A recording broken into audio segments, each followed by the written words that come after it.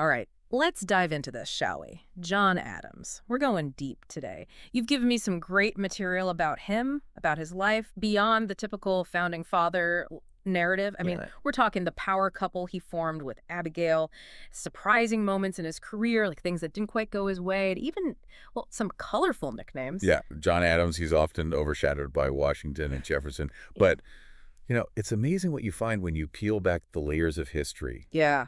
and you see, his story is really full of twists and turns that reveal a truly complex and fascinating individual. So let's start at the beginning. John Adams, born and raised on a farm, right? Braintree, Massachusetts. Not exactly, I mean, you wouldn't think that's a typical breeding ground for a future revolutionary leader. You'd think so.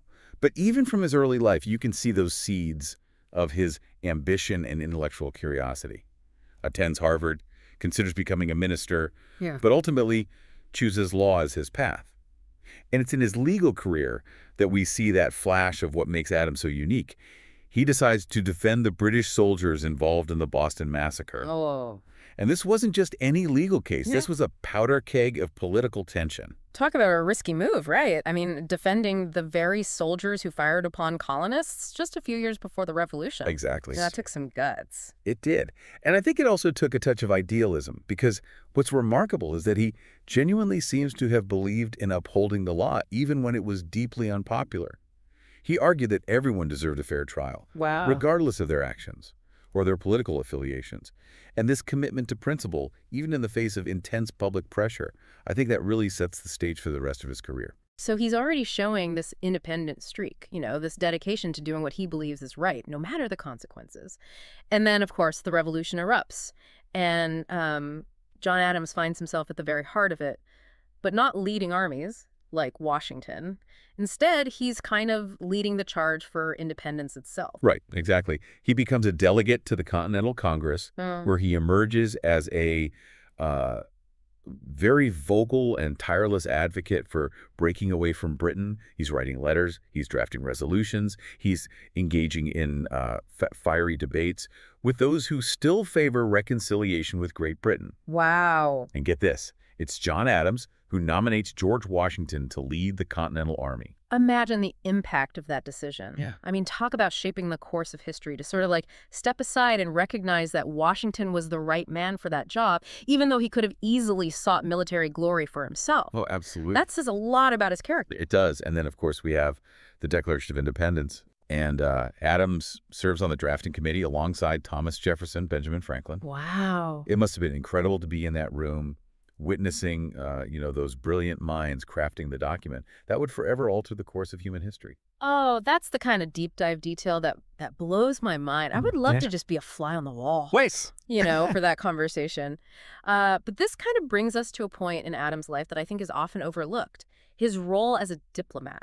Yes. So, I mean, he spends years in Europe, right? First in France and then the Netherlands, trying to secure, crucial aid for this, like, fledgling American republic. Yeah, this is where his dedication to the cause really shines through. Yeah. He faces numerous challenges, navigating the complexities of 18th century international diplomacy. I mean, securing loans, that wasn't as simple as just asking for a handout. He had to really persuade foreign powers that this new nation, this experiment in self-government was worth investing in. And all this while being separated from his family for extended periods.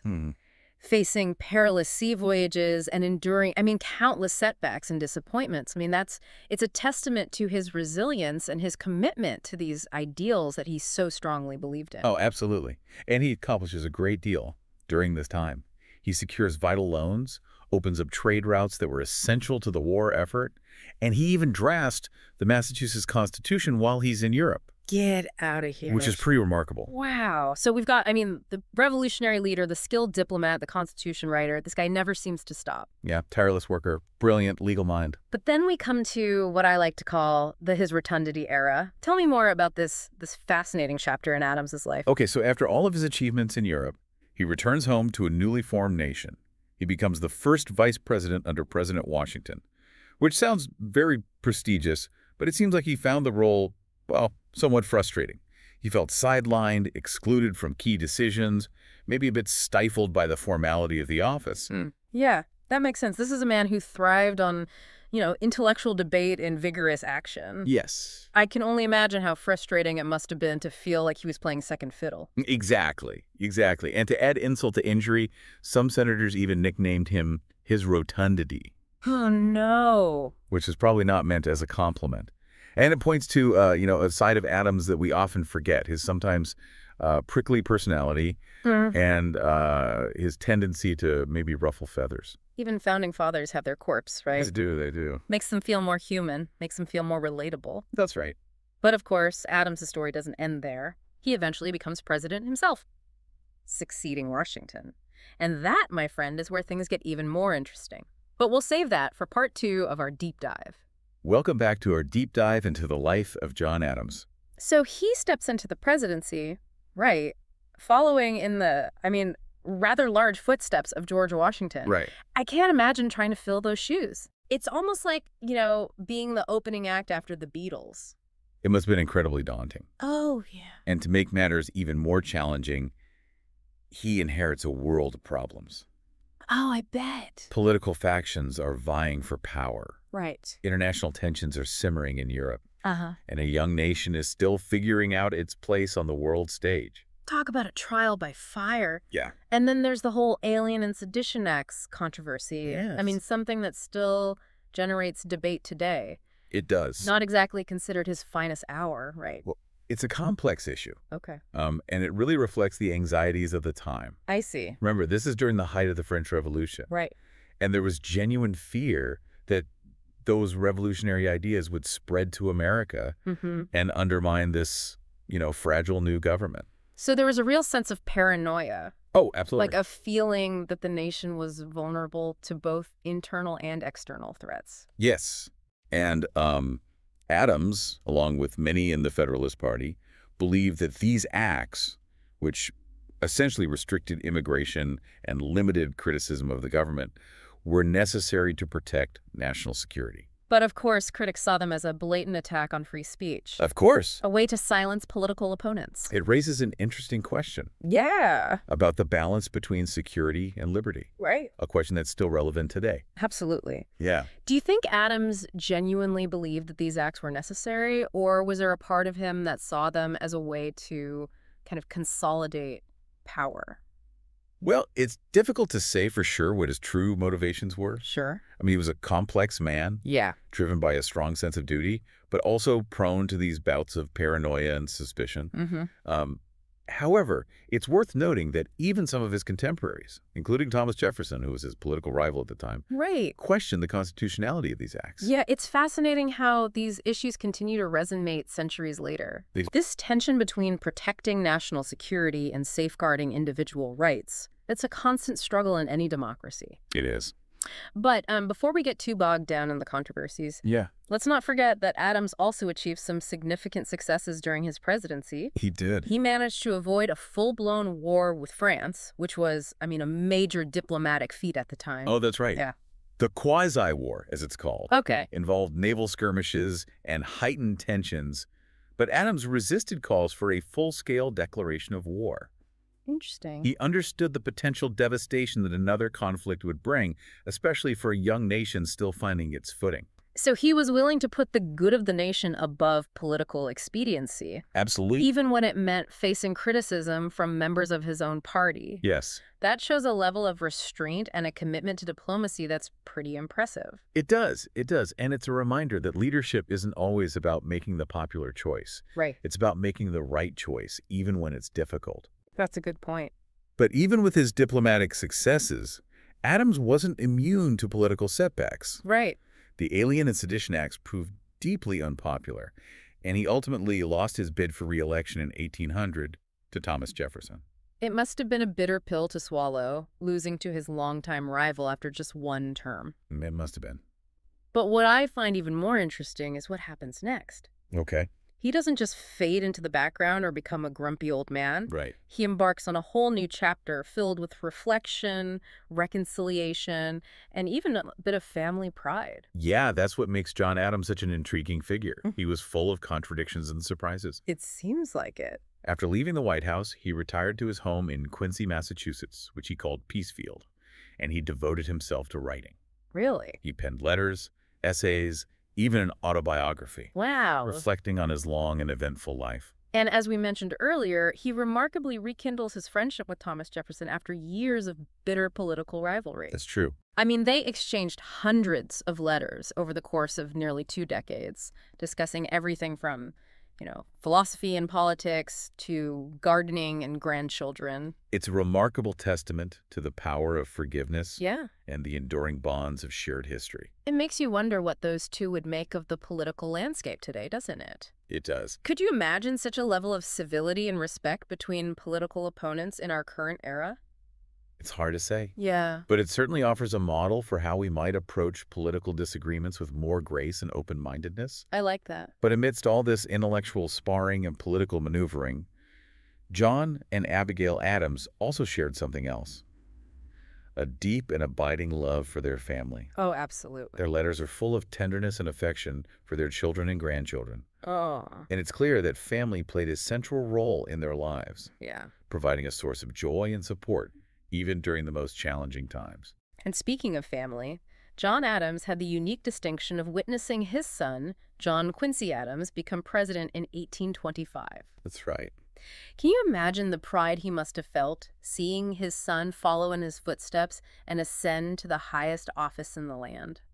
Oh, what a legacy moment, Yeah. especially after the disappointment of his own defeat in 1800. But let's not forget about Abigail. No, absolutely not. I mean, throughout John's political career, she was his constant companion, his advisor, his confidant. Yeah, their partnership was truly remarkable. Yeah, I think so.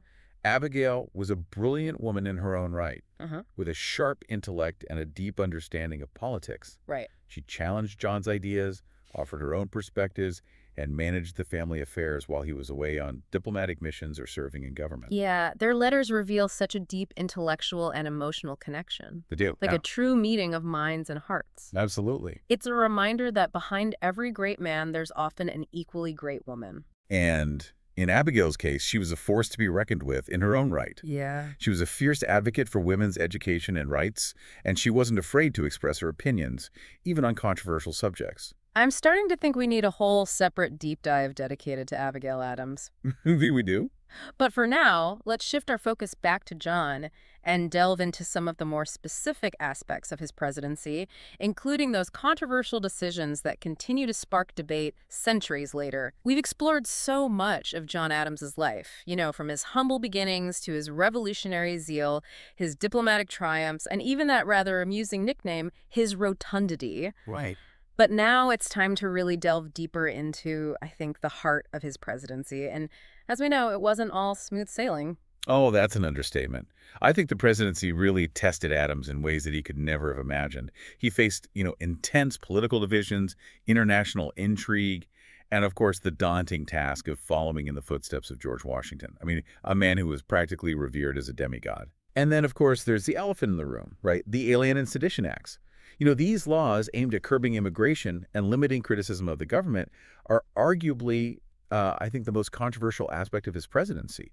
And what's fascinating to me is that the debate surrounding these acts still resonates today. It does. And it really highlights, I think, that enduring tension between national security and individual liberties, a tension that's so fundamental to any democracy. Yeah. And remember, the late 1790s was a time of great anxiety in the newly formed United States. The French Revolution was raging across the Atlantic, Right. and many Americans feared that those radical ideas, and perhaps even French agents, would infiltrate the nation and undermine its stability. So there was a real sense of paranoia, right? Yeah. I mean, a feeling that this young republic was vulnerable to both internal and external threats. Oh, absolutely. And Adams, along with many Federalists, believed that these acts were necessary to protect the nation from these perceived dangers. Exactly. And they argued that restricting immigration, limiting seditious speech, especially from those who sympathized with France, were essential measures to safeguard national security. However, critics saw these acts as a blatant attack on the First Amendment, Right. a dangerous overreach of government power, a tool to silence political opposition. And this debate, I mean, it isn't just a historical footnote. It has really shaped the way we think about free speech, the role of government, the balance of power in a democracy even today. It raises those crucial questions, right? When is it justifiable to limit individual freedoms in the name of national security? Yeah. And who gets to decide where that line is drawn? Right, those are questions that we continue to grapple with as a society. Absolutely. But while the Alien and Sedition Acts cast a long shadow over Adams' presidency, I think it's important to remember that his legacy is much more nuanced than that. I mean, he also achieved some significant diplomatic victories, most notably avoiding a full-blown war with France. That's right. The Quasi-War, as it's known, involved some, naval skirmishes, heightened tensions, but Adams resisted the pressure to declare war. He opted for diplomacy, ultimately securing a peaceful resolution with the Treaty of Mortefontaine in 1800. It was a risky move politically, as many saw it as a sign of weakness, but it likely saved countless lives and allowed this young nation to focus on building its strength at home. That's right. And this decision really highlights Adams' commitment to peace and his understanding of the devastating consequences of war. He was a pragmatist. He recognized that sometimes the best course of action is the one that avoids bloodshed, even if it means facing criticism or jeopardizing one's political ambitions. It's a lesson that I think many leaders throughout history and even today could learn from. But even with these diplomatic successes, Adams couldn't escape the political realities of the time. The Alien and Sedition Acts, coupled with these growing partisan divisions, ultimately led to his defeat in the election of 1800. It did, yeah. Must have been a bitter loss, especially to his longtime rival, Thomas Jefferson. It was, yeah. And yet, despite this setback, Adams didn't retreat into bitterness or despair. He returned to his beloved peace field and embarked on a new chapter in his life, one marked by reflection, reconciliation, and this remarkable resurgence of his friendship with Thomas Jefferson. It's hard to imagine, right? Two political rivals who once engaged in such heated debates and bitter campaigns, finding common ground and forging a genuine friendship in their later years. It almost feels like a plot from a, feel-good movie. Right. It's a testament to the power of shared history, intellectual curiosity, and perhaps a touch of forgiveness. Yeah. Their correspondence, spanning nearly 2 decades and covering a wide range of topics, offers this fascinating glimpse into the minds of two of America's most influential founding fathers. Mm-hmm. And it also reveals a level of civility and respect that's sadly lacking in much of today's political discourse. It makes you wonder what they would make of our current political landscape. Would they despair at the polarization, the division? Or would they find hope in this, ongoing struggle for a more perfect union? It's a question we can only speculate on. But perhaps their example, their willingness to bridge divides and engage in thoughtful dialogue can serve as an inspiration for us today. And let's not forget the personal triumphs that marked Adams's later years. He witnessed his son, John Quincy Adams, become president in 1825. He did, yeah.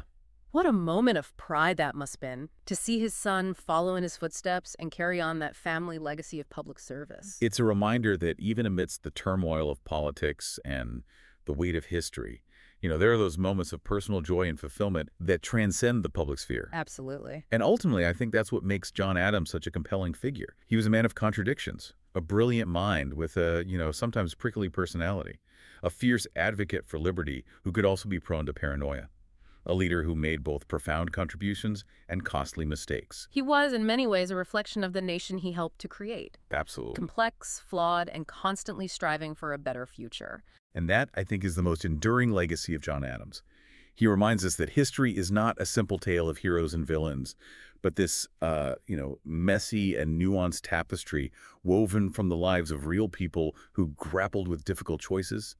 They made their mark on the world and left behind a legacy that continues to shape our lives today. So as we conclude our deep dive into the life of John Adams, I'm left with this sense of awe at the complexities of his journey and the profound impact he had on the course of American history.